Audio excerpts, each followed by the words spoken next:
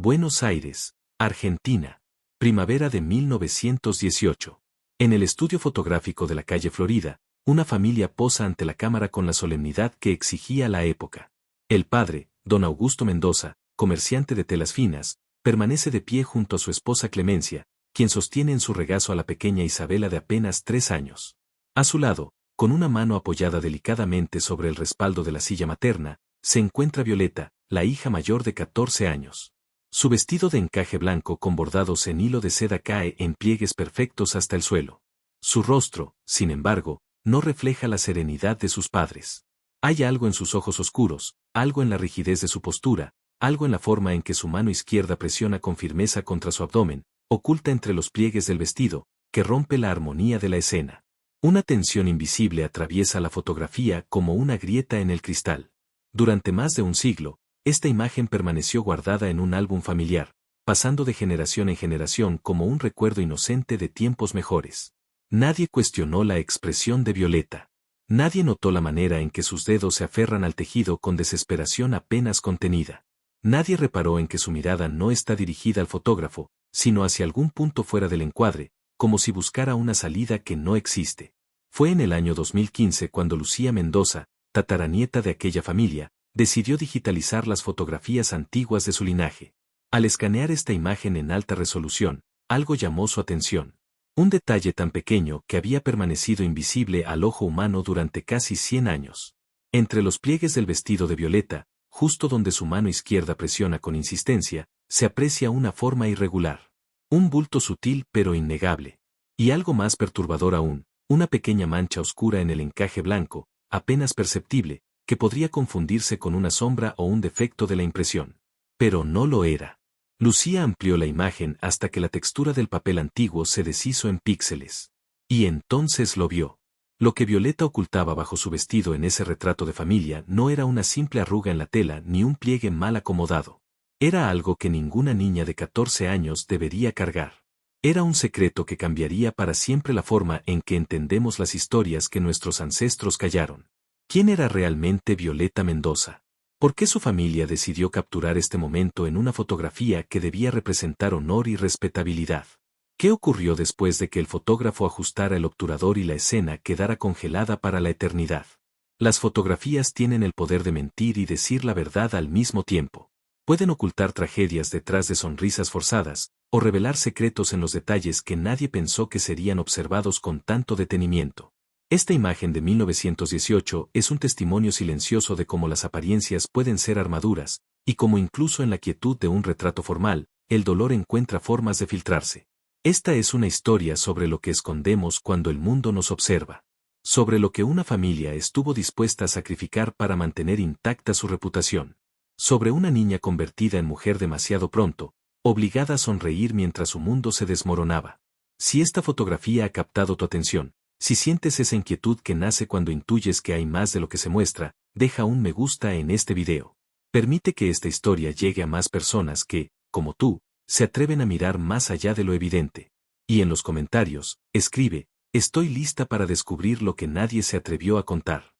Porque al hacerlo, te unes a una comunidad de exploradores de verdades enterradas, de guardianes de memorias que merecen ser escuchadas, de personas que entienden que cada fotografía antigua es una puerta hacia un mundo que ya no existe pero que aún tiene mucho que revelar. Prepárense, porque lo que están a punto de descubrir es cómo esta fotografía de una familia respetable en 1918 ocultaba un secreto que marcaría el destino de 3 generaciones de mujeres Mendoza, y como Violeta, con apenas 14 años, cargó un peso que nadie debería soportar en silencio. Para comprender verdaderamente lo que Violeta ocultaba bajo su vestido aquel día de primavera en 1918, debemos primero sumergirnos en el mundo en que vivía. Buenos Aires era entonces una ciudad de contrastes violentos donde la modernidad europea chocaba con tradiciones coloniales que se negaban a desaparecer. Las familias de clase media alta, como los Mendoza, caminaban sobre una cuerda floja invisible, un paso en falso, un rumor, una mancha en la reputación, y todo lo construido durante generaciones podía desmoronarse en cuestión de días. Don Augusto Mendoza había levantado su negocio de telas importadas con trabajo y determinación, convirtiéndose en proveedor de las mejores casas de Buenos Aires. Su tienda en la calle Defensa era frecuentada por señoras de abolengo que buscaban sedas francesas, encajes belgas y terciopelos italianos. Pero en ese mundo de apariencias inmaculadas, el honor familiar era más valioso que cualquier fortuna. Una hija soltera embarazada no era solo una vergüenza personal, era una sentencia de muerte social para toda la familia. Las mujeres de la época vivían bajo un código moral asfixiante. Se esperaba de ellas pureza absoluta hasta el matrimonio, obediencia ciega a los designios paternos, y silencio ante cualquier injusticia que las afectara. Violeta había crecido en este ambiente, educada por institutrices que le enseñaron a bordar, tocar el piano y mantener la mirada baja en presencia de hombres. A los 14 años, técnicamente aún era una niña, pero en 1918, muchas jovencitas de su edad ya estaban siendo preparadas para el matrimonio. La diferencia era que esas preparaciones ocurrían bajo la supervisión estricta de sus madres, en ambientes controlados donde el contacto con hombres ajenos a la familia era prácticamente inexistente. Violeta no había tenido esa protección. Su historia comenzó 6 meses antes de la fotografía, en el otoño de 1918, cuando un joven aprendiz llegó a trabajar a la tienda de don Augusto. Se llamaba Tomás Rivero, tenía 22 años y venía de una familia venida menos que intentaba recuperar su posición social a través del trabajo honesto. Era apuesto, con esos ojos verdes que contrastaban con su cabello oscuro, y poseía una sonrisa que podía desarmar la cautela de cualquiera. Don Augusto lo había contratado porque el muchacho demostraba talento para los números y conocimiento sobre tejidos, algo raro en alguien tan joven. Lo que don Augusto no sabía era que Tomás había desarrollado otra habilidad, la de seducir sin que nadie lo notara. Violeta lo vio por primera vez un martes de abril, cuando bajó a la tienda para llevarle el almuerzo a su padre. Tomás estaba desplegando un rollo de tafetán color marfil sobre el mostrador, y al verla entrar, levantó la vista y sonrió. No fue una sonrisa atrevida ni inapropiada, fue cálida, genuina, como si la conociera de toda la vida. Violeta sintió algo que nunca había experimentado, una conexión instantánea que la hizo olvidar todas las advertencias de su madre sobre mantener distancia con los empleados. Lo que comenzó como intercambios breves y miradas furtivas se transformó en conversaciones susurradas cuando nadie miraba. Tomás le hablaba de libros prohibidos que había leído, de ideas modernas sobre la libertad y el amor, de un mundo donde las mujeres podrían elegir su propio destino. Para Violeta, acostumbrada al control absoluto de su existencia, esas palabras eran embriagadoras. Se veían en secreto en el pequeño depósito del fondo de la tienda, donde se almacenaban las telas más delicadas. Allí, entre rollos de seda y cajas de botones importados, Tomás le robó su primer beso. Y luego el segundo. Y después, en un momento que Violeta recordaría el resto de su vida con una mezcla de dolor y confusión, él le dijo que el amor verdadero no necesitaba esperar a ceremonias ni bendiciones, que lo que sentían era más puro que cualquier regla social. Violeta, con apenas 14 años y sin nadie que le hubiera explicado realmente cómo funcionaba el mundo, creyó cada palabra. Una tarde de junio, cuando la tienda estaba cerrada y todos habían salido excepto ellos, Tomás cerró la puerta del depósito con llave. Lo que ocurrió después, Violeta lo enterraría tan profundo en su memoria que ni siquiera ella misma podría acceder a esos recuerdos sin sentir que se rompía por dentro. 2 semanas después, Tomás dejó de trabajar en la tienda. Don Augusto explicó a la familia que el muchacho había conseguido una mejor oportunidad en Rosario y había partido sin despedirse. Violeta no dijo nada. Se encerró en su habitación durante 3 días, y cuando salió, su madre atribuyó su palidez a un resfriado de invierno. Pero cuando comenzaron las náuseas matutinas en julio, y cuando sus vestidos empezaron a apretar en la cintura en agosto, Violeta supo que su vida nunca volvería a ser la misma. Intentó ocultarlo durante semanas, ciñéndose los corsés hasta que apenas podía respirar, rechazando alimentos en la mesa familiar fingiendo falta de apetito. Fue su madre, Clemencia, quien finalmente descubrió la verdad una mañana de septiembre, cuando entró sin avisar a la habitación de Violeta y la encontró vomitando en la vacinilla. La mirada de horror en el rostro de Clemencia fue peor que cualquier grito. Peor que cualquier golpe. Fue la mirada de alguien que ve como todo su mundo se derrumba. Y en ese momento, Violeta entendió que no había perdido solo su inocencia. Había perdido también el amor incondicional de su madre. La noche en que don Augusto fue informado de la situación de Violeta, la casa de los Mendoza permaneció en un silencio sepulcral. No hubo gritos ni escándalos, porque en familias como la suya, incluso la desesperación debía mantenerse con dignidad. Clemencia había esperado a que las sirvientas se retiraran y la pequeña Isabela estuviera profundamente dormida antes de revelar a su esposo la vergüenza que había caído sobre su familia. Don Augusto escuchó sin interrumpir, su rostro transformándose gradualmente de la incredulidad a la furia contenida, y finalmente a algo más peligroso, el cálculo frío de un hombre que debe tomar decisiones imposibles. Su primera reacción fue buscar a Tomás Rivero para obligarlo a asumir su responsabilidad, pero una discreta investigación reveló que el joven había desaparecido completamente. Nadie en Rosario había oído hablar de él. La dirección que había proporcionado al ser contratado era falsa. Incluso su apellido podría ser inventado. Tomás Rivero se había esfumado como el humo, dejando atrás solo las consecuencias de sus actos. Con Tomás fuera del alcance y el embarazo de Violeta avanzando inexorablemente, don Augusto convocó un consejo familiar. No invitó a toda la familia extendida, solo a aquellos en quienes confiaba absolutamente, su hermano Ernesto, médico respetado, y su hermana mayor Magdalena, viuda sin hijos que había dedicado su vida a preservar el honor del apellido Mendoza. La reunión tuvo lugar en el despacho de don Augusto, una habitación revestida en madera oscura donde normalmente se discutían asuntos de negocios, pero que esa noche se convertiría en tribunal y sala de sentencia. Violeta no fue invitada a participar. Permaneció en su habitación, con las manos entrelazadas sobre su vientre que comenzaba a abultarse, escuchando los murmullos amortiguados que llegaban desde abajo.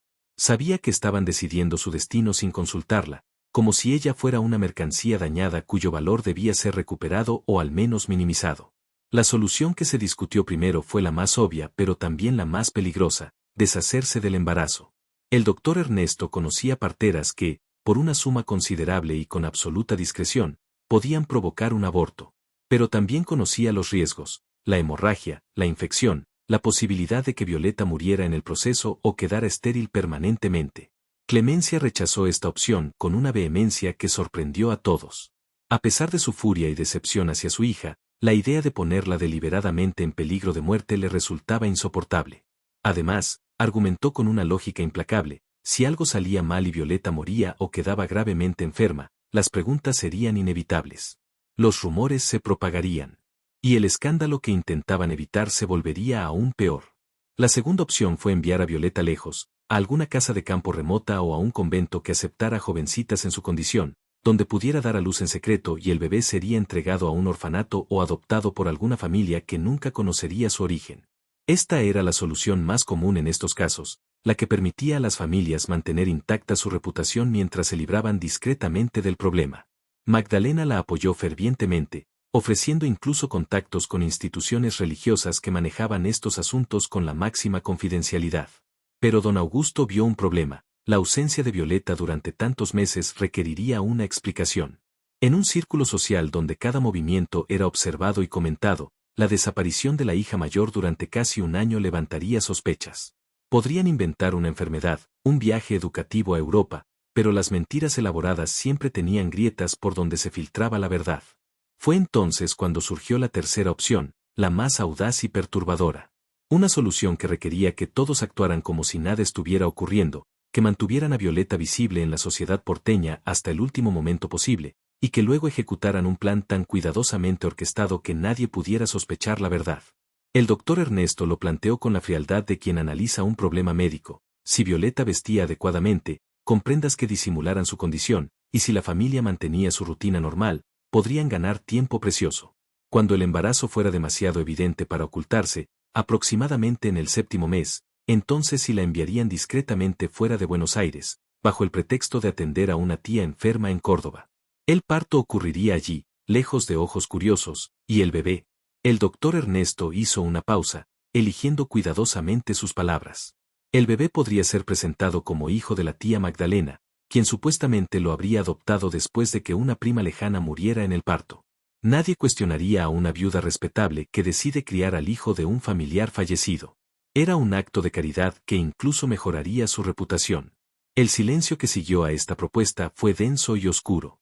Clemencia miraba fijamente sus manos entrelazadas, luchando contra las lágrimas que amenazaban con traicionar su compostura. Don Augusto caminaba de un lado a otro del despacho, calculando riesgos y probabilidades como si estuviera cerrando un negocio particularmente difícil. Magdalena fue la primera en hablar, aceptando el papel que se le asignaba con una mezcla de resignación y satisfacción. Siempre había querido un hijo, y aunque las circunstancias eran terribles, esto le daría la oportunidad de ser madre. Pero había una condición innegociable: Violeta nunca podría reclamar al niño ni revelar la verdad.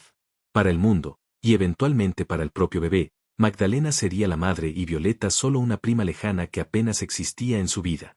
Violeta tendría que vivir el resto de sus días viendo a su hijo crecer llamando madre a otra mujer.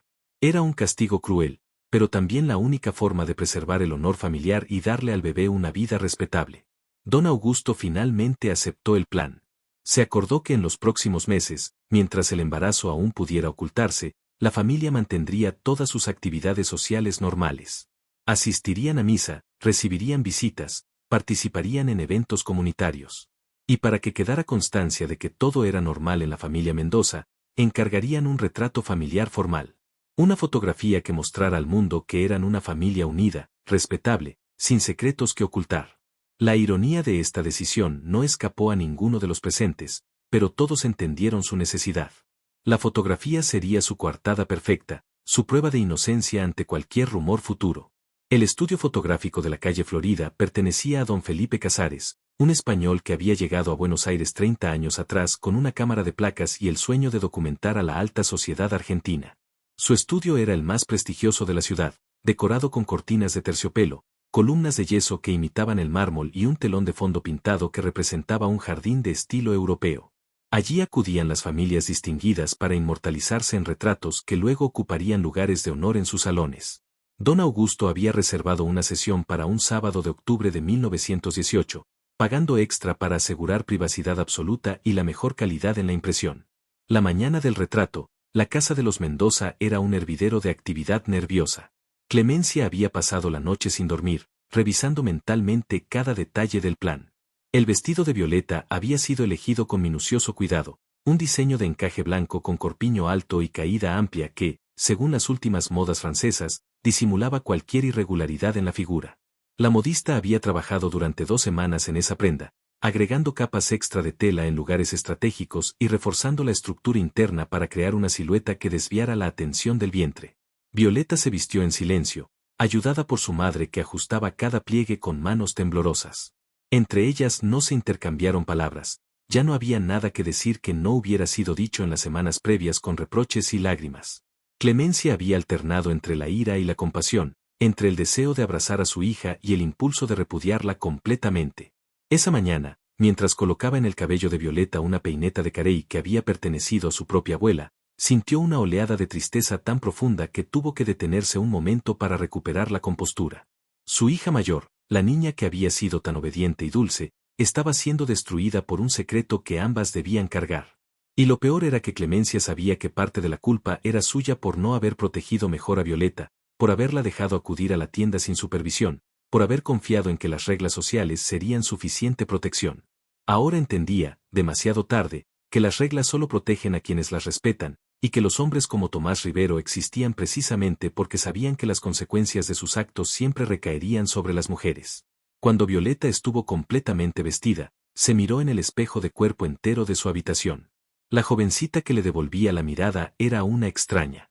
El vestido cumplía su función, su vientre de casi 5 meses parecía solo un ligero abultamiento que podría atribuirse a las capas de tela. Su rostro, sin embargo, la traicionaba. Había una oscuridad en sus ojos que ningún cosmético podía ocultar, una tristeza que había envejecido sus rasgos delicados. Parecía y no parecía tener 14 años al mismo tiempo. Era una niña obligada a cargar el peso de decisiones adultas, de consecuencias que apenas comprendía completamente. Violeta colocó su mano izquierda sobre su vientre, sintiendo la vida que crecía dentro de ella. Era lo único real en un mundo que se había vuelto surrealista e incomprensible. No sabía si lo que sentía era amor, resentimiento o simplemente miedo, pero sabía que ese pequeño ser era parte de ella de una forma que nadie podría borrar, sin importar que mentiras se construyeran a su alrededor. Su madre la llamó desde el pasillo. Era hora de partir hacia el estudio.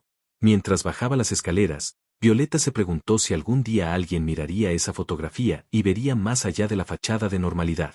Si alguien notaría la tensión en sus hombros, la forma en que sus dedos se aferraban a su vestido, la súplica silenciosa en su mirada. El viaje en carruaje hasta la calle Florida transcurrió en un silencio absoluto. Don Augusto miraba fijamente por la ventanilla, su mandíbula apretada delatando la tensión que intentaba ocultar. Clemencia mantenía a la pequeña Isabela en su regazo, acariciando distraídamente el cabello rizado de la niña mientras sus pensamientos estaban claramente en otro lugar. Violeta permanecía rígida en su asiento, contando mentalmente los minutos que faltaban para que esta farsa terminara. Isabela, ajena a la tragedia que se desarrollaba a su alrededor, balbuceaba feliz sobre los caballos que tiraban del carruaje. Su inocencia era un contraste doloroso con el peso que cargaban los demás miembros de la familia. Al llegar al estudio, don Felipe Casares los recibió con la efusividad profesional de quien ha fotografiado a cientos de familias pero aún finge que cada una es especial. Los guió al interior, donde todo estaba preparado para la sesión, las luces cuidadosamente posicionadas, la silla tapizada en damasco para la señora, el telón de fondo perfectamente estirado. Explicó con entusiasmo técnico cómo funcionaba su nueva cámara, capaz de capturar detalles con una nitidez sin precedentes. Don Augusto escuchaba educadamente, pero por dentro maldecía esa nitidez. Lo último que necesitaban era una imagen que revelara demasiado. Casares comenzó a posicionar a la familia con la meticulosidad de un director de teatro. Don Augusto de pie, proyectando autoridad patriarcal. Clemencia sentada con Isabela, encarnando la maternidad respetable. Y Violeta. Casares frunció el ceño al observarla. Había algo en su postura que no encajaba, una rigidez que rompía la armonía del conjunto. Le pidió que relajara los hombros, que sonriera un poco, que colocara su mano derecha sobre el respaldo de la silla de su madre en un gesto filial. Violeta obedeció mecánicamente, pero su mano izquierda encontró su lugar natural presionando contra su abdomen, protegiéndolo instintivamente. Casares no lo corrigió, de hecho, pensó que le daba un toque de modestia encantadora a la composición. No podía saber que ese gesto era la única verdad en una escena construida sobre mentiras. La cámara se preparó. Casares desapareció bajo la tela negra que cubría el aparato, ajustando el enfoque con movimientos precisos. Pidió a todos que permanecieran absolutamente quietos, que no parpadearan. En los segundos eternos antes de que el obturador se abriera, Violeta sintió una oleada de pánico. Quiso gritar, quiso salir corriendo, quiso revelar la verdad ante el fotógrafo, ante el mundo. Pero en lugar de eso, permaneció inmóvil, con su secreto presionado contra la palma de su mano, oculto bajo capas de encaje blanco. Y entonces, el destello de magnesio iluminó la escena. La imagen quedó capturada. La familia Mendoza, preservada para la posteridad en un momento que era simultáneamente una mentira perfecta y una confesión involuntaria. Después de la sesión fotográfica, la vida de Violeta se convirtió en un cuidadoso equilibrio entre mantener las apariencias y prepararse para un futuro que la aterrorizaba. Las semanas siguientes fueron una tortura de eventos sociales a los que debía asistir, sonriendo mecánicamente mientras las amigas de su madre comentaban lo pálida que se veía y sugerían tónicos para la salud. Cada domingo en misa, Violeta se arrodillaba junto a su familia, sintiendo las miradas de los feligreses sobre ella, preguntándose si alguno de ellos podía ver a través de su disfraz. El padre Domingo, el anciano sacerdote que había bautizado a toda la familia, la bendecía con mano temblorosa sin sospechar nada. Violeta se preguntaba qué pensaría si conociera la verdad. Si la condenaría al infierno o si, en el secreto del confesionario, le ofrecería algún consuelo. Pero nunca tuvo el valor de confesarse. Las palabras se atascaban en su garganta cada vez que se acercaba al confesionario, porque poner en palabras lo que había ocurrido significaba hacerlo real de una forma que su mente aún no podía procesar completamente. En noviembre, cuando el embarazo alcanzó los 6 meses, don Augusto anunció a sus círculos sociales que su hermana Magdalena había recibido noticias preocupantes sobre una prima enferma en Córdoba. Como acto de caridad cristiana, Magdalena viajaría para cuidarla, y llevaría a Violeta como compañía y ayuda. Nadie cuestionó la historia. Era exactamente el tipo de sacrificio que se esperaba de las mujeres virtuosas. Las despedidas fueron emotivas y falsas. Las amigas de la familia abrazaron a Violeta deseándole un viaje seguro, sin saber que probablemente no la volverían a ver en meses, quizás en años. Clemencia se despidió de su hija mayor en el andén de la estación de trenes con un abrazo que duró apenas segundos, pero que contenía todo lo que no podían decirse en público. Mientras el tren se alejaba de Buenos Aires, Violeta miró por la ventanilla la ciudad que desaparecía en la distancia y sintió que estaba siendo borrada de su propia vida.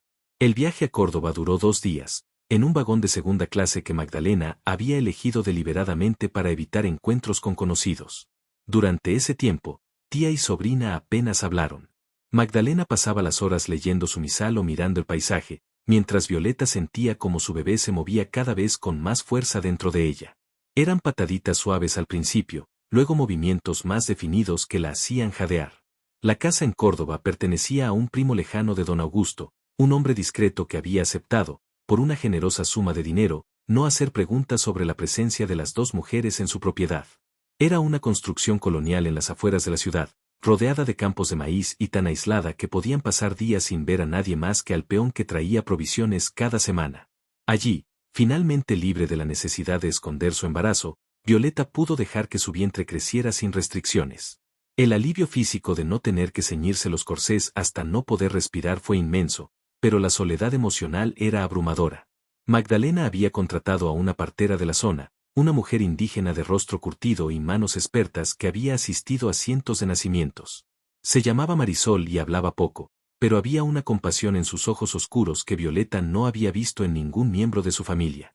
Marisol le enseñó a prepararse para el parto, explicándole con franqueza brutal lo que ocurriría, sin los eufemismos que las mujeres educadas usaban para hablar de estos temas.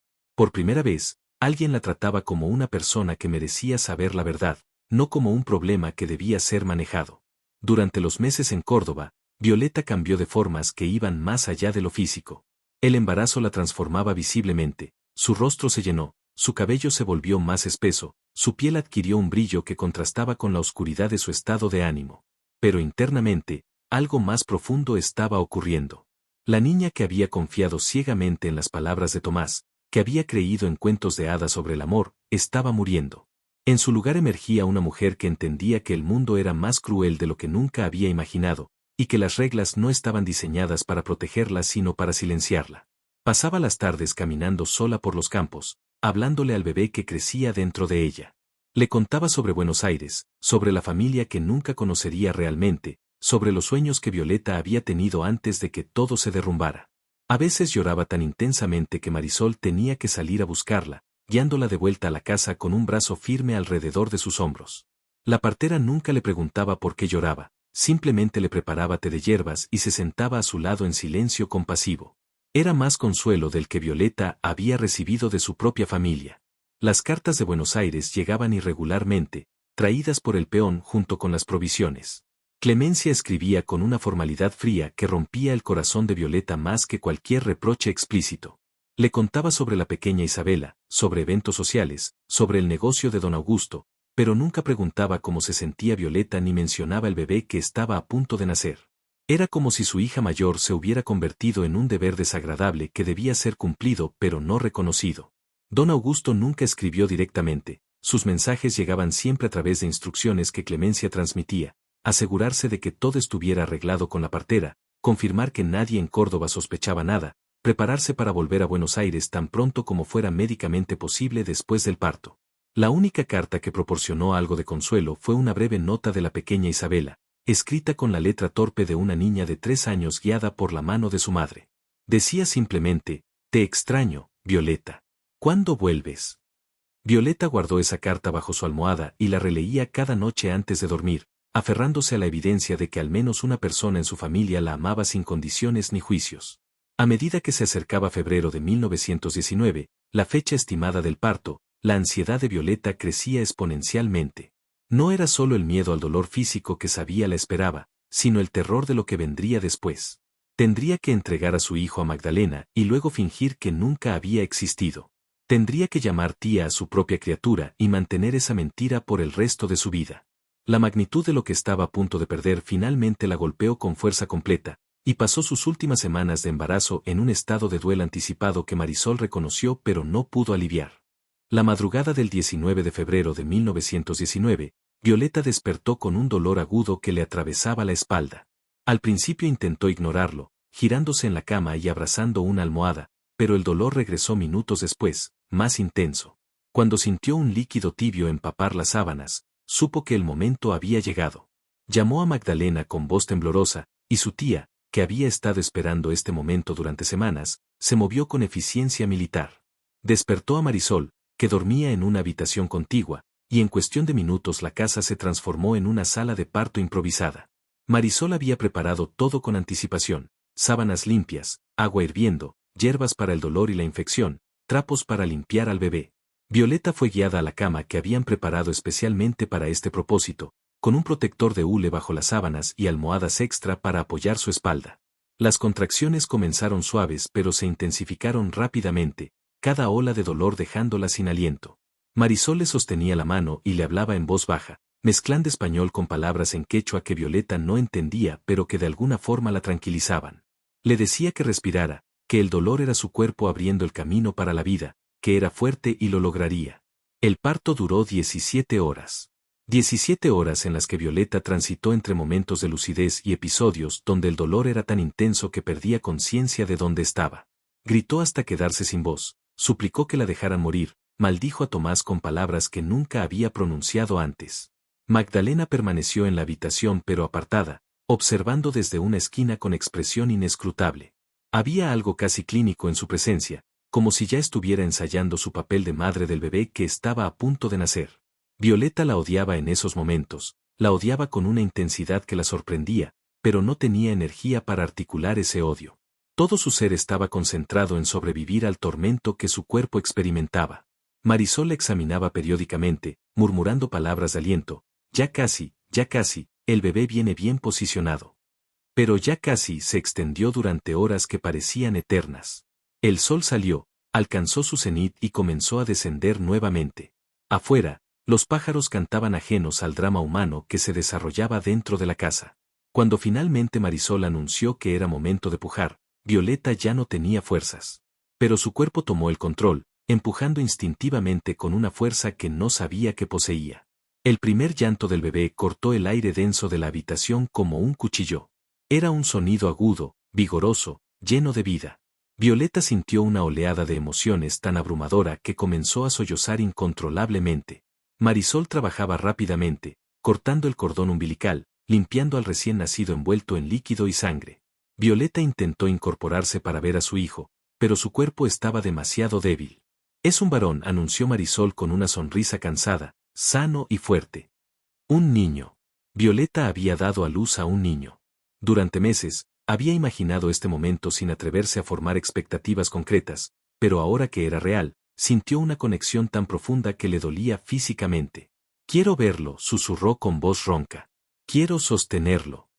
Hubo un momento de silencio tenso. Magdalena se adelantó, extendiendo los brazos. Marisol, tráigamelo aquí. La partera vaciló, mirando a Violeta con compasión evidente. Era claro que había asistido a muchos partos, pero este era diferente. Podía sentir la tragedia que se estaba desarrollando. La madre debe sostenerlo primero, dijo Marisol con firmeza sorprendente, desafiando la autoridad de Magdalena.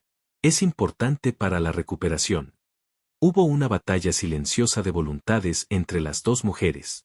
Finalmente, Magdalena asintió con rigidez. Marisol llevó al bebé envuelto en una manta suave y lo colocó en los brazos temblorosos de Violeta. El mundo se detuvo. Violeta miró el rostro diminuto de su hijo, sus ojos cerrados, su boca formando movimientos de succión inconscientes, sus pequeños puños apretados. Era perfecto. Era la cosa más hermosa que había visto en su vida. Sintió algo quebrarse dentro de ella, como si todas las murallas que había construido durante meses se derrumbaran simultáneamente.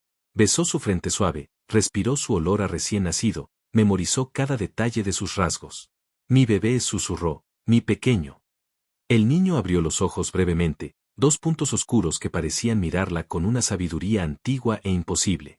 En ese momento, Violeta supo que no importaba lo que viniera después, no importaba que mentiras se construyeran o que papeles se asignaran. Este niño era suyo de una forma que ninguna ley o decisión familiar podría cambiar. Pero ese momento de conexión pura duró apenas minutos. Magdalena se acercó nuevamente, y esta vez no había suavidad en su voz. Es suficiente. Debe descansar. Yo me haré cargo de él ahora. No. La palabra salió de Violeta con más fuerza de la que creía posible. No, aún no. Por favor. Pero Magdalena ya estaba extendiendo los brazos, y Marisol, a pesar de su evidente incomodidad, sabía que no podía intervenir más. Con manos temblorosas, Violeta tuvo que entregar a su hijo. Fue como arrancarle el corazón del pecho. El bebé comenzó a llorar, como si sintiera la separación, y ese sonido perseguiría a Violeta por el resto de su vida. Magdalena tomó al niño y salió de la habitación sin mirar atrás, llevándose con ella el futuro que Violeta nunca tendría. Violeta se hundió en las almohadas, sus brazos vacíos sintiendo el peso fantasma de lo que había sostenido brevemente. Los sollozos que emergieron de ella eran primitivos, animales, el sonido de un corazón rompiéndose en tiempo real. Marisol se sentó a su lado, acariciando su cabello y murmurando palabras de consuelo que ambas sabían que eran inútiles. Afuera, la noche había caído completamente. Las estrellas brillaban indiferentes sobre una casa donde una madre había dado vida solo para que le arrebataran su derecho a ser llamada así. Y en algún lugar de esa casa oscura, un recién nacido lloraba en brazos de una mujer que sería su madre solo en papel, mientras su verdadera madre se desangraba emocional y físicamente en una cama manchada de sangre y lágrimas.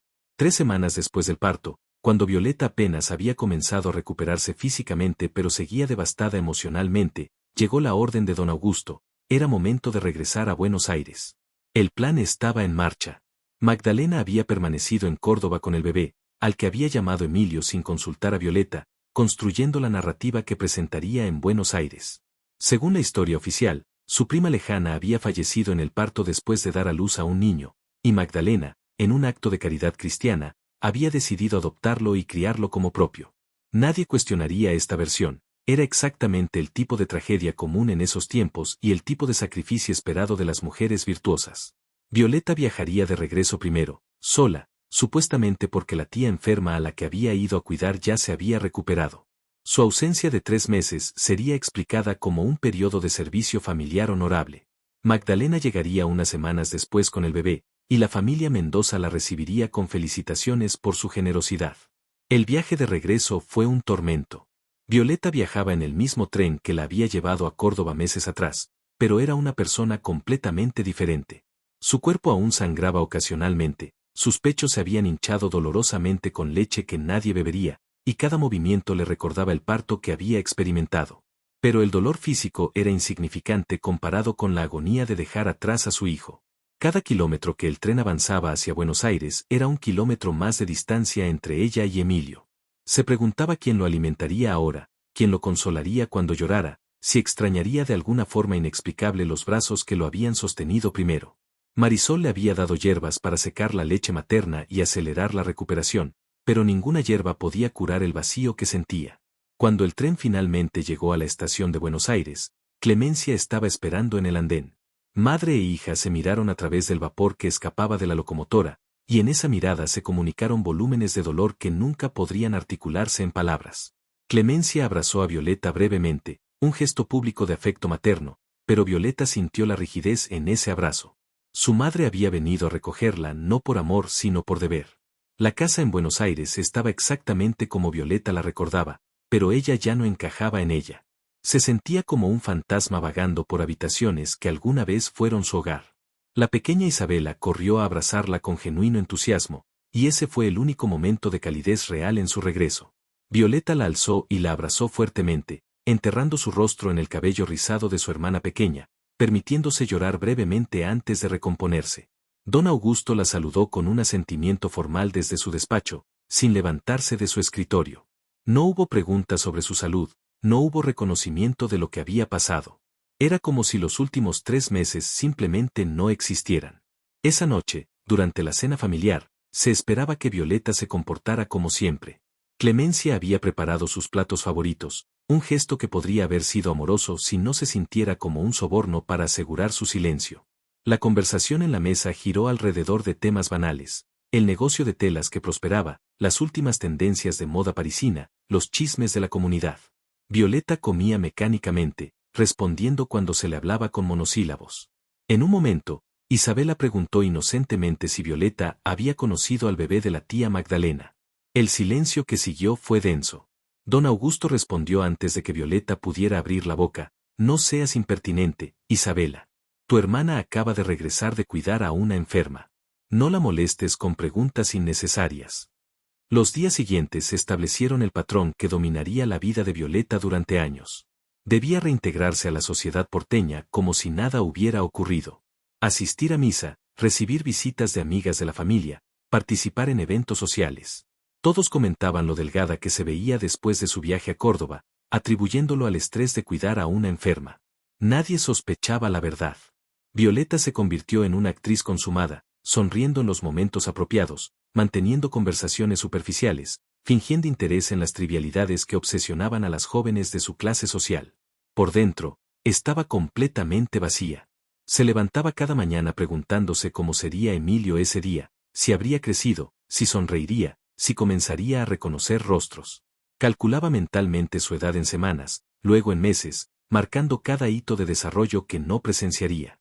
Cuando Magdalena finalmente llegó a Buenos Aires con el bebé 6 semanas después del regreso de Violeta, la familia organizó una pequeña recepción para celebrar su acto de caridad. Amigos y conocidos vinieron a conocer al pequeño Emilio, felicitando a Magdalena por su generosidad al acoger al hijo huérfano de una prima. El bebé fue pasado de brazo en brazo, admirado y mimado por mujeres que no sabían que su verdadera madre estaba en la misma habitación, manteniendo una distancia cuidadosa. Violeta observaba desde un rincón del salón, con las manos entrelazadas para evitar que temblaran. Cuando finalmente llegó su turno de saludar formalmente a su tía y conocer al nuevo miembro de la familia, tuvo que acercarse a Magdalena y mirar a su propio hijo como si fuera un extraño. Emilio había crecido en las semanas desde que lo había sostenido. Sus ojos estaban más abiertos ahora, moviéndose curiosamente para observar los rostros que lo rodeaban. Cuando la mirada de Violeta se encontró con la suya, el bebé pareció estudiarla con intensidad. ¿Podría reconocerla? ¿Quedaba alguna memoria primordial de los brazos que lo habían sostenido primero? Violeta extendió un dedo tembloroso y Emilio lo agarró con su pequeña mano, un reflejo instintivo que cualquier bebé tendría pero que para Violeta era una conexión profunda. Es hermoso, tía Magdalena logró decir con voz que apenas sostenía. Tienes suerte de tenerla. Magdalena sonrió con una satisfacción que era genuina. Realmente creía que estaba haciendo lo correcto, que estaba salvando a este niño de una vida de vergüenza y dándole un futuro respetable. No veía la crueldad en su acto, solo la virtud. Es una bendición, respondió Magdalena, recuperando al bebé de los brazos de Violeta quizás un momento antes de lo estrictamente necesario. Un regalo de Dios en mis años de viudez. Y así quedó sellado el destino de Emilio. Crecería llamando madre a Magdalena, abuela a Clemencia, tía a Violeta. Nunca sabría que la joven tímida que visitaba ocasionalmente y lo miraba con inexplicable tristeza era en realidad su madre. La fotografía tomada meses atrás, ahora enmarcada elegantemente en el Salón de los Mendoza, se convirtió en el último testigo silencioso de la verdad. En ella, Violeta aún cargaba a Emilio en su vientre, su mano presionada protectoramente sobre el secreto que nadie debía descubrir. Los años que siguieron fueron un ejercicio prolongado en autocontrol y sufrimiento silencioso para Violeta. Crecer viendo a su hijo llamar madre a otra mujer resultó ser una tortura más refinada y persistente de lo que nadie podría haber imaginado. Emilio visitaba la casa de los Mendoza regularmente con Magdalena, especialmente durante las celebraciones familiares y los domingos después de misa. Cada visita era simultáneamente lo que Violeta más anhelaba y lo que más temía. Podía verlo crecer, sus primeros pasos tambaleantes alrededor del jardín, sus primeras palabras balbucientes, la transformación gradual de bebé a niño pequeño. Pero debía mantener siempre la distancia apropiada de una prima lejana, nunca demasiado cercana, nunca demasiado emotiva. Cuando Emilio tenía 2 años y medio, sucedió algo que casi destruye completamente la fachada que Violeta había construido. El niño, jugando en el jardín de los Mendoza durante una reunión familiar, se cayó y se raspó la rodilla. Comenzó a llorar con ese llanto desconsolado típico de los niños pequeños. Violeta, que estaba cerca, reaccionó instintivamente. Corrió hacia él, lo alzó en sus brazos y comenzó a mecerlo, susurrando palabras de consuelo. Por un momento glorioso y terrible, fue simplemente una madre consolando a su hijo. Emilio se calmó casi inmediatamente en sus brazos, enterrando su rostro en su cuello de una forma que sugería un reconocimiento más profundo que la familiaridad casual. Pero entonces Magdalena apareció, con expresión tensa. Violeta, yo me haré cargo. Gracias. El tono era educado pero firme, con un mensaje claro, estás excediendo tus límites. Violeta tuvo que entregar a Emilio nuevamente, y el niño comenzó a llorar otra vez, extendiendo sus bracitos hacia ella. Mamá llamó, pero estaba mirando a Magdalena, no a Violeta. La palabra fue como un puñal. Esa noche, Clemencia tuvo una conversación severa con Violeta en privado. Debes mantener distancia apropiada. La gente podría empezar a hablar si muestras demasiado afecto. Recuerda lo que está en juego. Como si Violeta pudiera olvidarlo alguna vez. Como si no pensara en ello cada segundo de cada día. A partir de entonces, Violeta fue aún más cuidadosa, más contenida. Cuando Emilio corría hacia ella durante las visitas familiares, ella sonreía pero no lo alzaba. Cuando le mostraba sus dibujos o le contaba sobre sus aventuras con entusiasmo infantil, ella respondía con interés educado pero distante. Se convirtió en una experta en amar desde la distancia, en expresar su devoción materna a través de miradas que nadie más notaba y gestos tan pequeños que eran casi invisibles. Sabía exactamente cuál era su juguete favorito, qué alimentos le gustaban y cuáles rechazaba, qué canciones lo hacían dormir. Conocía a su hijo íntimamente, pero solo podía demostrarlo de formas que no revelaran la verdad. Cuando Violeta cumplió 18 años, don Augusto comenzó a presionar para que se casara. Habían llegado propuestas de varios pretendientes respetables, hombres mayores principalmente, viudos con hijos que buscaban una esposa joven y manejable. Violeta rechazó a todos con una determinación que sorprendió a su padre. La verdad era que la idea de casarse, de permitir que otro hombre la tocara después de lo que Tomás le había hecho, le resultaba física y emocionalmente imposible. Además, casarse significaría probablemente mudarse a otra casa, quizás incluso a otra ciudad, alejándose aún más de Emilio. Prefería su existencia limitada en la casa familiar, donde al menos podía ver a su hijo regularmente, antes que cualquier promesa de una vida nueva que la separaría de él permanentemente. Don Augusto interpretó su resistencia como terquedad femenina y aumentó la presión. Hubo escenas tensas en el despacho familiar, con don Augusto argumentando que Violeta debía cumplir con su deber de casarse bien para restaurar completamente el honor familiar. Violeta, sin embargo, había desarrollado una voluntad de hierro forjada en el dolor. Se negó repetidamente, soportando los reproches y amenazas de su padre con una serenidad que él encontraba exasperante. Finalmente, agotado por la batalla, don Augusto cedió parcialmente.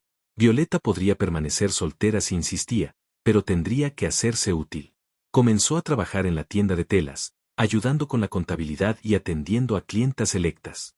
Era un arreglo inusual para una mujer de su clase, pero las circunstancias extraordinarias requerían soluciones extraordinarias. Los años transcurrieron con una monotonía dolorosa. Emilio crecía convirtiéndose en un niño brillante y curioso, luego en un adolescente pensativo. Violeta envejecía prematuramente, su juventud consumida por el secreto que cargaba.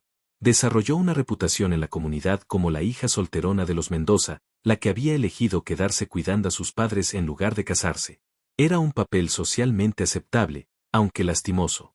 Las mujeres mayores la compadecían, preguntándose en voz baja qué tragedia o defecto oculto la había condenado a la soledad. Si supieran que la tragedia que especulaban era mucho peor de lo que imaginaban, y que la soledad era su elección porque era preferible a la alternativa de estar lejos de su hijo. Cuando Emilio tenía 12 años, Magdalena enfermó gravemente. Una neumonía que no respondía a los tratamientos disponibles en esa época. Violeta pasó semanas visitándola diariamente, oficialmente para ayudar a cuidarla, pero en realidad para estar cerca de Emilio, quien estaba devastado ante la posibilidad de perder a su madre. En una ocasión, cuando Violeta estaba sentada junto a la cama de Magdalena mientras su tía dormía bajo el efecto de sedantes, Emilio entró a la habitación. Tenía los ojos rojos de haber llorado. Prima Violeta, dijo con voz quebrada, ¿qué voy a hacer si ella muere? Ella es todo lo que tengo. Violeta sintió el corazón desgarrarse. Quiso gritar, me tienes a mí. Soy tu madre. Nunca estarás solo. Pero en lugar de eso, colocó una mano suave en su hombro y dijo, tienes una familia entera que te ama, Emilio. Nunca estarás solo. Yo siempre estaré aquí para ti. Era lo más cerca que podía llegar a decir la verdad. Magdalena finalmente se recuperó, pero el episodio dejó a Violeta enfrentando una verdad aterradora. Algún día Emilio conocería pérdidas reales, tendría su propia familia, viviría toda una vida sin saber nunca quién era realmente su madre. Y Violeta moriría llevándose ese secreto a la tumba, amando desde las sombras al único ser humano que había dado sentido a su existencia destrozada. La fotografía de 1918, todavía colgada en el salón familiar, se había desvanecido ligeramente con el tiempo. Pero si uno miraba con suficiente atención, aún podía ver a la niña de 14 años con su mano presionada contra el vestido, ocultando el secreto que cambiaría todas sus vidas. Esa imagen se convirtió en el único testimonio tangible de que Emilio había existido dentro de Violeta, de que hubo un tiempo, aunque brevísimo, en que fueron literalmente uno solo. Era su única prueba de maternidad, preservada para siempre en blanco y negro, visible pero incomprendida por todos excepto por ella. En 1956, cuando Violeta tenía 52 años, ocurrió algo que nadie podría haber anticipado. Emilio, ahora un hombre de 37 años casado y padre de 2 hijos, estaba organizando los papeles de Magdalena después de su muerte reciente. Su tía prima Violeta había sido increíblemente devota durante la enfermedad final de Magdalena, visitándola diariamente, leyéndole, sosteniéndole la mano durante las noches largas de dolor. Emilio había desarrollado un afecto profundo por esta mujer soltera que parecía encontrar propósito en cuidar a otros. Mientras revisaba cajas de documentos antiguos en el ático de la casa que Magdalena le había dejado en herencia, Emilio encontró un sobre amarillento marcado con las palabras, para ser abierto después de mi muerte. Dentro había cartas, documentos legales antiguos y una confesión escrita de puño y letra de Magdalena. La carta, escrita evidentemente durante una de sus enfermedades cuando pensó que moriría, revelaba la verdad completa. Explicaba que Emilio no era hijo de una prima lejana muerta en el parto, sino de Violeta Mendoza, su prima que él conocía como la solterona devota de la familia. Detallaba las circunstancias del embarazo cuando Violeta tenía apenas 14 años, la conspiración familiar para ocultar el escándalo, y cómo durante toda su vida, Emilio había estado cerca de su verdadera madre sin saberlo. Emilio leyó la carta 3 veces, incapaz de procesar la información. Las memorias de su infancia comenzaron a reorganizarse bajo esta nueva luz. La forma en que Violeta siempre parecía estar presente en los momentos importantes de su vida. Como lo miraba con una intensidad que él había atribuido a la soledad de una mujer sin hijos propios. Los pequeños regalos que le daba en sus cumpleaños, siempre perfectamente elegidos como si conociera sus gustos mejor que nadie. La devoción con la que había cuidado a Magdalena en sus últimos días, no solo por cariño a una tía, sino por amor a la mujer que había criado a su hijo. Todo cobraba sentido ahora, y ese sentido era devastador. Su primera reacción fue rabia. Se sintió traicionado por toda su familia, por las mentiras que habían construido alrededor de su existencia. Luego vino la confusión. ¿Cómo debía sentirse hacia Violeta? ¿Hacia Magdalena, a quien había llorado como madre? ¿Hacia sus abuelos que habían orquestado esta mentira? Pero sobre todo, sintió una compasión abrumadora por Violeta. Imaginó a esa niña de 14 años obligada a entregar a su bebé, pasando décadas viendo crecer a su hijo sin poder reclamarlo nunca. El sacrificio y el dolor que eso debió representar eran inimaginables. Durante semanas, Emilio luchó con la decisión de qué hacer con esta información. Consultó a su esposa, quien lo instó a hablar con Violeta directamente. Pero cada vez que pensaba en enfrentarla, se paralizaba. ¿Cómo comenzar esa conversación? ¿Qué palabras podrían ser adecuadas? Finalmente, una tarde lluviosa de invierno, Emilio llegó sin avisar a la casa de los Mendoza. Don Augusto había muerto 5 años atrás, y Clemencia había seguido poco después. Violeta vivía ahora sola en la casa familiar, demasiado grande para una sola persona, rodeada de los fantasmas de su pasado. Cuando abrió la puerta y vio a Emilio, su rostro se iluminó con la alegría contenida que siempre mostraba cuando lo veía. Emilio, ¡qué sorpresa! Pasa, por favor. Él entró y se sentó en el salón, justo debajo de la fotografía familiar de 1918 que aún colgaba en la pared. Sus ojos se movieron hacia esa imagen, viéndola realmente por primera vez. Ahí estaba Violeta, apenas una niña, con su mano presionada contra el vestido, ocultándolo a él. Violeta siguió su mirada y palideció al instante. Supo, con esa intuición maternal que nunca había podido ejercer libremente, que él sabía. Encontré una carta de Magdalena, dijo Emilio suavemente. Violeta cerró los ojos, sintiendo que el momento que había temido y anhelado durante casi 40 años finalmente había llegado. Entonces ya sabes, susurró. No era una pregunta. Emilio asintió. El silencio que siguió fue denso con 4 décadas de secretos, dolor y amor no expresado. Finalmente, Emilio habló. ¿Por qué nunca me dijiste? Violeta abrió los ojos, ahora llenos de lágrimas. ¿Cómo podría? Destruiría la vida que te habían construido. Avergonzaría a tu madre, a Magdalena. Y admitirlo significaría revivirlo todo, el dolor, la vergüenza, la violencia de lo que me hicieron. Era más fácil amarte desde lejos que arriesgarme a perderte completamente. Emilio se levantó de su silla, en un gesto que ninguno de los dos olvidaría nunca, se arrodilló frente a Violeta. Tomó sus manos envejecidas, marcadas por años de trabajo y tristeza. Mamá, dijo, usando esa palabra por primera vez dirigida a ella. Lo siento. Siento no haberlo sabido. Siento todos esos años que perdiste. Siento que tuvieras que cargar esto sola. Violeta se derrumbó. Los sollozos que habían estado contenidos durante casi 4 décadas finalmente emergieron, purificadores y desgarradores. Emilio la abrazó mientras lloraba, este hombre de 37 años sosteniendo a la mujer que lo había traído al mundo, dándole el consuelo que nadie le había dado a ella cuando lo entregó como bebé. Se quedaron así durante largo rato, madre e hijo finalmente unidos sin pretensiones ni mentiras. Cuando Violeta finalmente pudo hablar, le contó todo. Le habló de Tomás, de cómo la había seducido con promesas falsas, de la vergüenza y el terror cuando descubrió que estaba embarazada. Le describió el parto en Córdoba, los breves minutos en que lo había sostenido antes de que se lo arrebataran.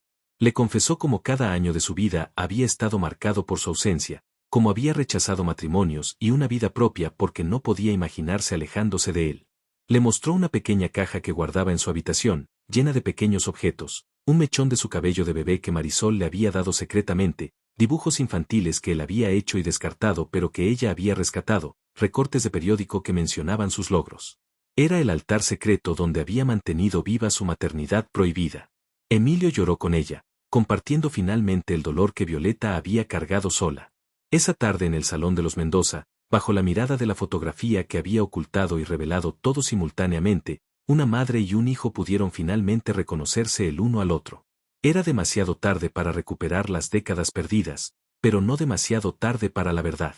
No demasiado tarde para que Emilio llamara a Violeta mamá y para que ella pudiera finalmente responder a ese título con orgullo en lugar de dolor.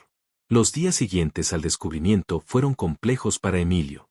Había prometido Violeta mantener el secreto, entendiendo que revelar la verdad públicamente podría causar un escándalo que afectaría no solo a ella sino a su propia familia.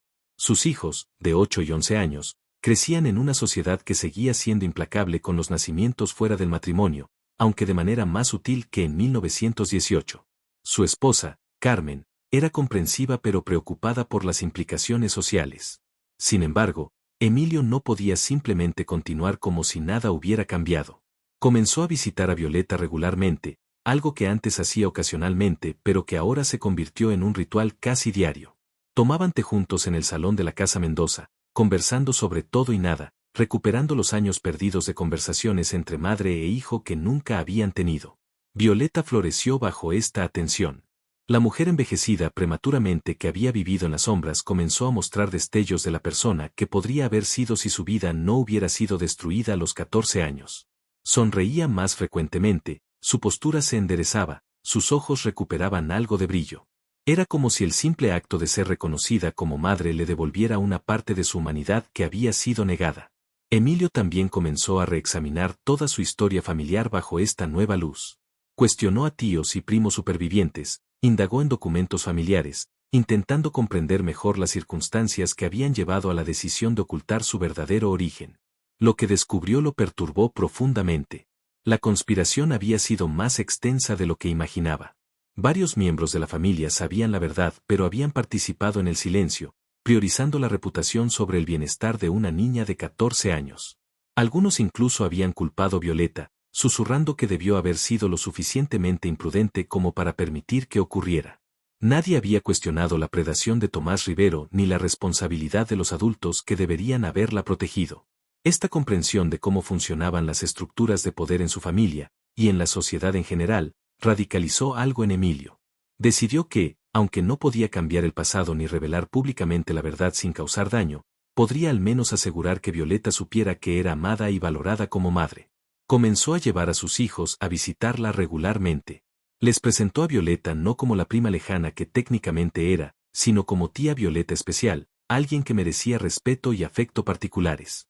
Los niños, con la sabiduría intuitiva de la infancia, aceptaron esto sin cuestionamientos. La hija mayor, Laura, particularmente se encariñó con Violeta, quien le enseñó a bordar y le contó historias de Buenos Aires en los viejos tiempos. Había algo profundamente sanador para Violeta en esta relación con su nieta, aunque Laura nunca supiera el verdadero vínculo que las unía. Podía expresar su amor maternal en tercera generación, de una forma que se le había negado con Emilio. Un día de primavera de 1957, Emilio hizo algo extraordinario. Sin anunciarlo previamente a Violeta, llegó con un fotógrafo profesional. «Quiero una fotografía nueva», explicó. «Una donde estemos juntos, mamá e hijo, sin secretos entre nosotros. No tiene que ser pública, pero necesito tenerla». Violeta se resistió inicialmente, aterrada de que incluso una fotografía privada pudiera de alguna forma revelar la verdad. Pero Emilio insistió con tanta ternura que finalmente accedió. Posaron juntos en el mismo salón donde colgaba la fotografía de 1918. Esta vez, no había pretensiones ni secretos ocultos. Violeta colocó su mano en el hombro de Emilio con orgullo materno visible. Él la miraba con afecto y respeto genuinos. Cuando el fotógrafo capturó la imagen, Violeta sintió algo que no había experimentado en casi 40 años: paz. La fotografía fue revelada e impresa, pero Emilio la guardó en un álbum privado, no para mostrar al mundo sino como testimonio para sí mismo de que la verdad importaba, incluso cuando debía permanecer oculta. En el reverso, escribió con tinta permanente: mi madre, Violeta Mendoza, y yo. 1957, finalmente juntos en verdad. Era su forma de documentar para la historia, aunque fuera una historia que quizás solo sus descendientes lejanos conocerían algún día, que la mujer olvidada y silenciada había sido madre y había amado con una devoción que ninguna circunstancia pudo destruir. Los años restantes de Violeta fueron los más felices de su vida, aunque felices es un término relativo para alguien que había sufrido tanto. Emilio se aseguró de que nunca pasara un cumpleaños o día festivo sin visitarla. Le daba regalos del Día de las Madres discretamente, marcados como de un amigo agradecido, pero ambos sabiendo su verdadero significado. Cuando Violeta enfermó de cáncer en 1963, fue Emilio quien cuidó de ella con la devoción que un hijo debe a su madre. Contrató enfermeras, consultó con los mejores médicos, pero sobre todo, estuvo presente. Se sentaba junto a su cama leyéndole poesía, sosteniéndole la mano cuando el dolor era demasiado intenso, asegurándole que no moriría sola ni olvidada. En sus últimos días, Violeta le pidió que tomara la fotografía de 1918 del salón. Con manos temblorosas, la sostuvo frente a ella. Mira, susurró con voz débil, ahí estás tú. Oculto pero presente. Siempre estuviste conmigo, incluso cuando no podía decírtelo. Emilio miró la imagen con ojos llenos de lágrimas. Esa niña de 14 años con su mano presionada contra el vestido, protegiéndolo de un mundo que los juzgaría. Y tú siempre serás mi madre, respondió, sin importar qué papel fingiste durante tantos años. Violeta sonrió, y había una serenidad en esa sonrisa que no había mostrado en décadas. Cerró los ojos por última vez sabiendo que había sido reconocida, amada y honrada como madre, aunque fuera solo en privado, aunque fuera solo en sus últimos años. Fue suficiente. Tenía que serlo. Emilio heredó la casa de los Mendoza y todas las fotografías familiares, incluyendo aquella de 1918.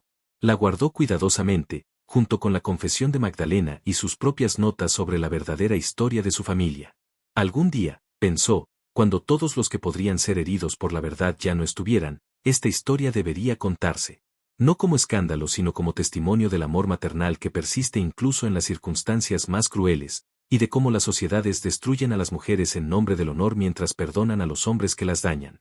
Y así llegamos al final de esta historia que comenzó con una fotografía aparentemente inocente de 1918 y que ocultaba uno de los secretos más dolorosos que una familia puede cargar.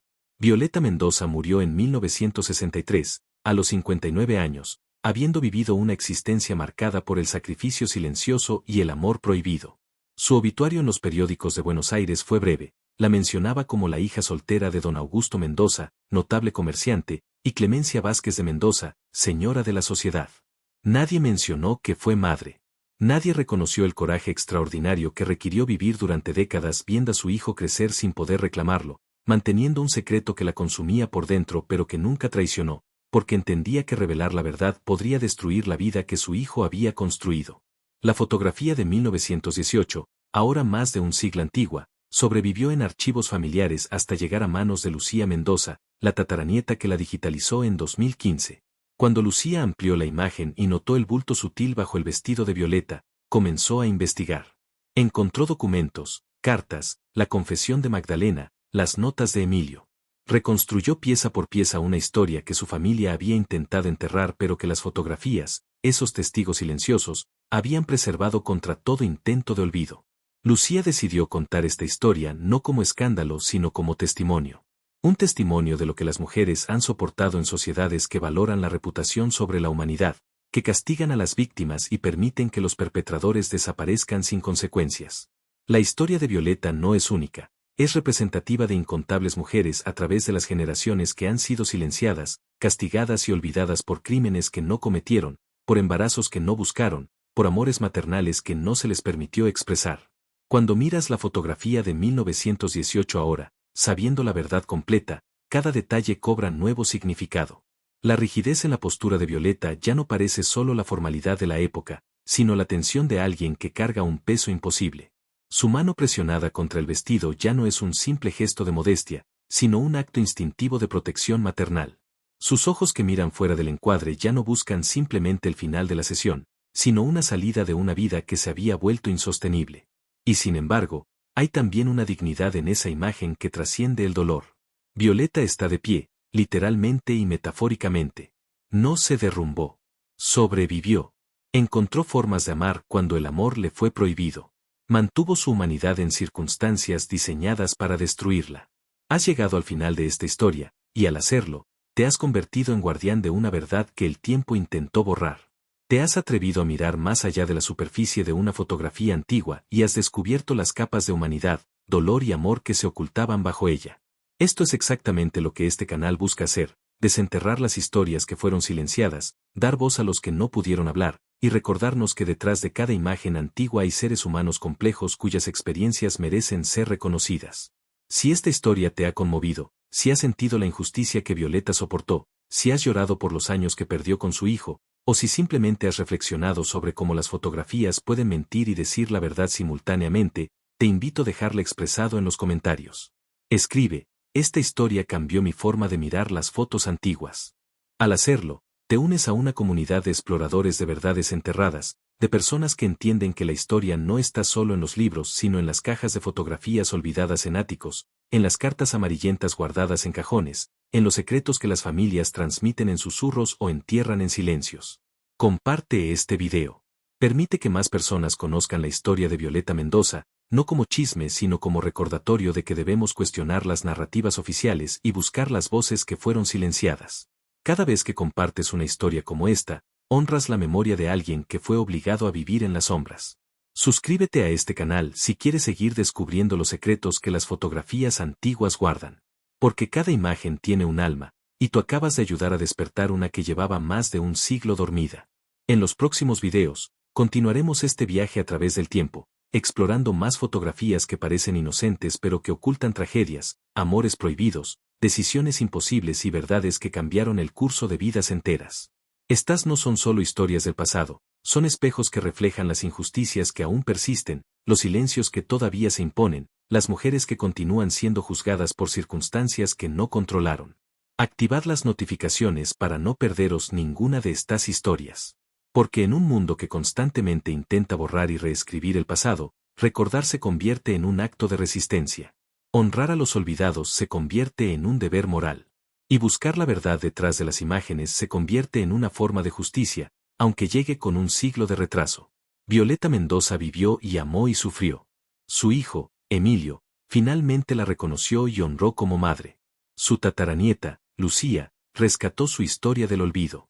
Y ahora tú, que has escuchado hasta el final, eres parte de la cadena de memoria que asegura que Violeta no sea olvidada, que su sacrificio no fue en vano, que su amor maternal silencioso pero feroz sea finalmente reconocido. Así que mira nuevamente esa fotografía de 1918. Mira a la niña de 14 años con su mano presionada contra el vestido blanco. Mírala no con pena sino con respeto. Ella sobrevivió. Ella amó. Ella resistió. Y su historia, ahora revelada, nos recuerda que debemos mirar más allá de las apariencias, cuestionar las narrativas fáciles, y buscar siempre la humanidad compleja y hermosa que se oculta en los espacios entre lo que se dice y lo que se calla. Gracias por acompañarme en este viaje hacia el pasado. Gracias por atreverte a ver lo que otros ignoraron durante más de 100 años. Y gracias por mantener viva la memoria de Violeta Mendoza, una madre que amó en silencio pero cuyo amor finalmente encuentra voz a través de nosotros, los que nos negamos a dejar que las historias importantes mueran. Nos vemos en el próximo video, donde otra fotografía antigua nos revelará secretos que el tiempo intentó enterrar pero que la verdad, persistente e inevitable, siempre encuentra formas de resurgir. Porque las fotografías nunca olvidan, y nosotros tampoco deberíamos hacerlo.